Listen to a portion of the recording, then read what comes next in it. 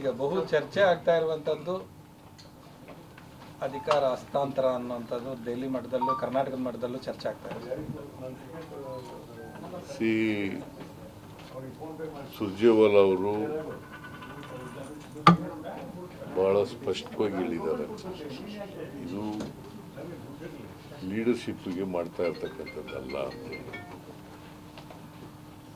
Leadership issue ಚರ್ಚೆ ಇಲ್ಲ ಅಂತ ಹೇಳಿದ್ದಾರೆ ಅಲ್ವಾ? ಹೇಳಿದಾರ ಇಲ್ಲ? ಮತ್ತು ಸ್ಪೆಕ್ಯುಲೇಷನ್ ಯಾಕೆ? ಅವರು ಜನರಲ್ ಸೆಕ್ರೆಟರಿ ಕರ್ನಾಟಕ ಇನ್ಚಾರ್ಜು, ಅವ್ರಿಗೆ ಹೇಳಿದ ಮೇಲೆ ಮತ್ತೆ ಯಾಕೆ ಸ್ಪೆಕ್ಯುಲೇಷನ್ಗಳು ಮಾಡ್ತಾ ಇರೋದು ಪತ್ರಿಕೆಯವರು ಮತ್ತು ಟಿ ವಿ ಚಾನೆಲ್ಗಳು. ಅದನ್ನು ಬಿಟ್ಟರೆ ಪಾರ್ಟಿನಲ್ಲಿ ಇದು ಚರ್ಚೆ ಆಯ್ತಾ ಇಲ್ಲ.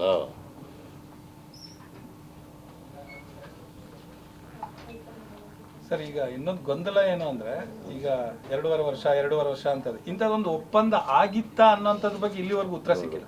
ನಾನು ಹೇಳಿದ್ದೀನಿ ಸ್ಪೆಸಿಫಿಕ್ ಆಗಿ,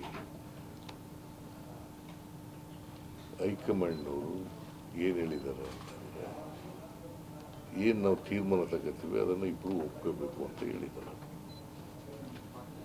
ಏನು ತೀರ್ಮಾನ ತಗೋತೀವಿ ಹೈಕಮಾಂಡ್ ಅದನ್ನು ಇಬ್ಬರು ಒಪ್ಕೋಬೇಕು.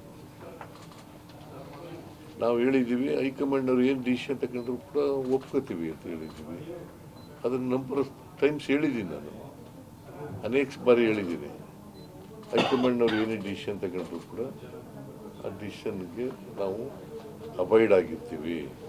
Will be abiding the decision of the high command ಅಂತ ಹೇಳಿದ್ದೀನಿ. ಅದನ್ನು ಡಿ ಕೆ ಶಿವಕುಮಾರ್ ಹೇಳಿದ್ದಾರೆ, ನಾನು ಹೇಳಿದ್ದೀನಿ, ಮೊನ್ನೆನೂ ಹೇಳಿದ್ದೀನಿ ಪಾರ್ಟಿ ಮೀಟಿಂಗ್.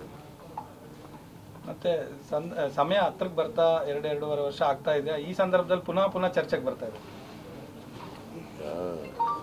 2.5 ವರ್ಷ ಆಗ್ತಾ ಇರೋದ್ರಿಂದ ಸ್ವಾಭಾವಿಕವಾಗಿ ಅದು ಪ್ರಶ್ನೆಗಳು ಬರ್ತವೆ.